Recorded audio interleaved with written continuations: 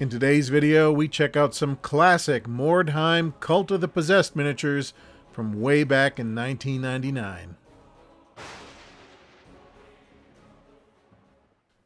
Well, hi folks, welcome to the channel. I'm Lee, your Oldhammered host. It's been a little bit since our last video, so here's a quick update on what's been going on. So earlier this month, Lynn and I took an impromptu road trip to Iowa, and along the way we stopped at Audubon and picked up several 10 packs of Army Painter brushes for just 20 bucks a pack at the Retail Rebel liquidation store, so woot woot, you never know what you're going to find in small towns.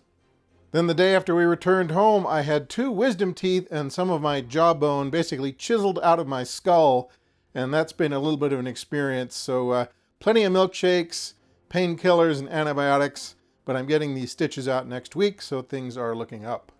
And just this morning around 5 a.m., Lynn embarked on a long business trip out of state. When she returns in mid-August, we're scheduled to have company staying with us for about 2 weeks, which means my summer has somehow slipped away from me again, and I need to really put the hammer down if I'm going to finish any hobby projects while the weather is still good. So that is where my mind is right now. As I mentioned in a previous video, one of my goals this year is to repair, rebase, and touch up some of the secondhand warbands I've acquired over the years and try to get them ready for the tabletop. And one of those rehab projects is this really awesome Cult of the Possessed warband for Games Workshop's classic Mordheim Skirmish game. So just for fun, I thought we would take a look at these cool retro minis, talk about possessed warbands in the post-catastrophic city of Mordheim, and try to formulate a game plan for getting these anti-social little maniacs back on the table. So a couple of weeks ago, we discussed Mordheim Witch Hunter warbands. Well, the possessed are basically the witch hunter's mortal enemies, though truth be told, both groups are pretty evil. Anyway, according to the lore, a dark emperor has arisen amongst the ruins of Mordheim, claiming dominion over the city of the damned. This entity is known as the Shadow Lord, master of the possessed. Whether the Shadow Lord is a man or a demon is somewhat unclear, but his presence is drawing chaos cultists from across the empire, where they collect Weirdstone for the greater glory of their new Dark Emperor. So here's the official Mordheim Cult of the Possessed starter box from 1999, and it looks like it contains 7 cultists, including a Magister, 3 Brethren, 2 Dark Souls, and 1 gigantic possessed cultist. Here is the back of the box where you can see some bits that are included, in case you want to equip any of your cultists with pistols, a musket, or a crossbow, which isn't a bad idea in the city of Mordheim.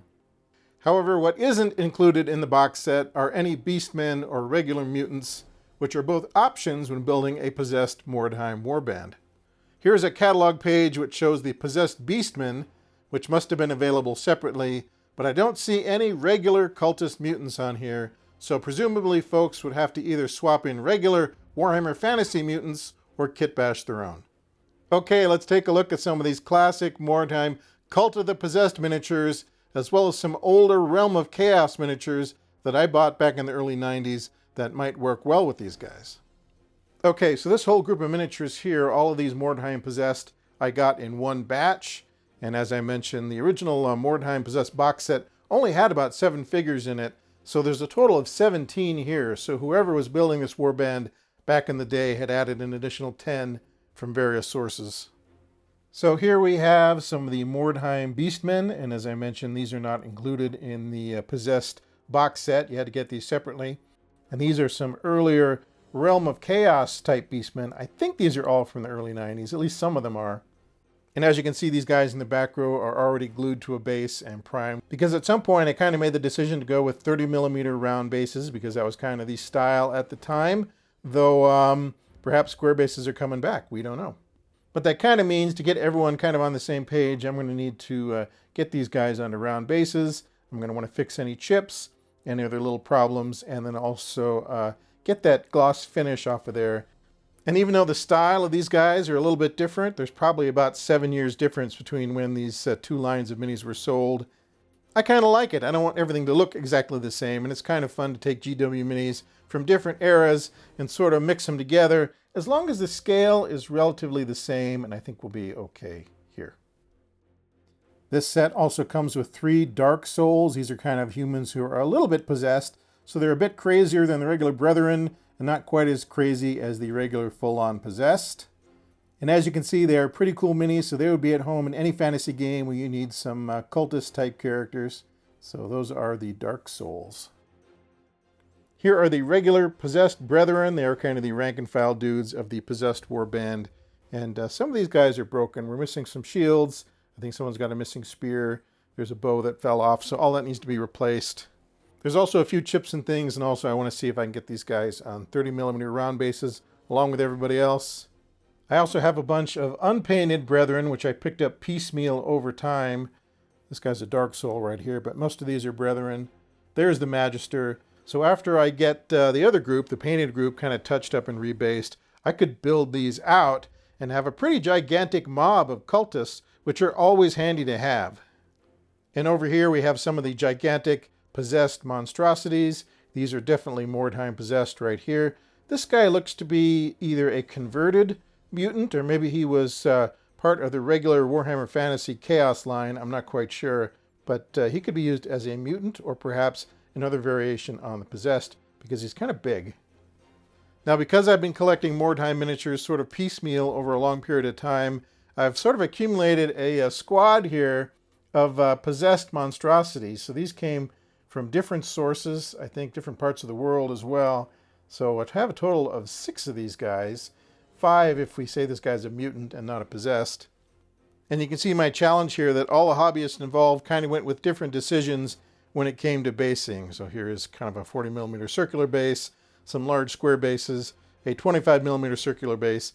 So I need to decide which of these guys are going to be part of the possessed warband and kind of get them based consistently. And some of the other guys might be used for other games like Warhammer Fantasy Skirmish or perhaps Silver Bayonet or something like that. I think we used one of these guys as a mutant in a game of Necromunda recently, but they're pretty cool figures, and so I would just kind of decide which ones were going to be for the possessed warband and hold the others in reserve because they wouldn't have to be based the same way necessarily. And then over here is a batch of really old Realm of Chaos Warhammer Fantasy miniatures that I'm pretty sure I got through a GW mail order somewhere around 1991 or thereabouts. And you can see that I have not painted them yet. I don't know what to say about that other than I have primed them and glued them to bases.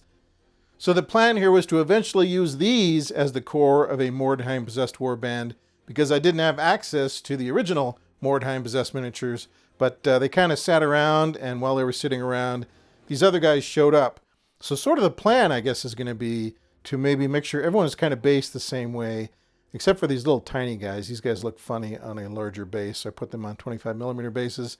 But sort of incorporate them all into one giant Chaos Warband that I can use for a variety of games. So I could use them for Mordheim, or Warhammer Fantasy Skirmish, or Rangers of Shadow Deep, or Frostgrave, or 5 Leagues from the Borderland, or anything like that. And you know how I said that there didn't appear to be any regular cultist mutant figures available from Mordheim? Well, this old Realm of Chaos guy could definitely be a Chaos cultist with a mutation because he's got some tentacle action going on right there. He'd be very popular in Japan.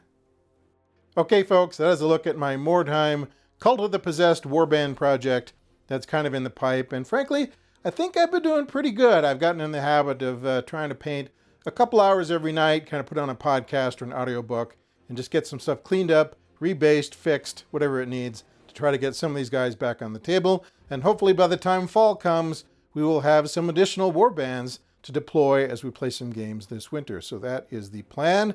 Fingers crossed it all works out. Okay, so that is a wrap on today's presentation. Thank you as always for stopping by. I hope you enjoyed it. I'm going to try my best to post consistently over the next few weeks, not only to keep you in the loop on what I've been working on, but also to show you some interesting artifacts that I've sort of uncovered as I've been cleaning up and reorganizing. So stay tuned for that. I think you'll find it interesting. So until then, take care of yourselves, everybody, and we'll catch you next time.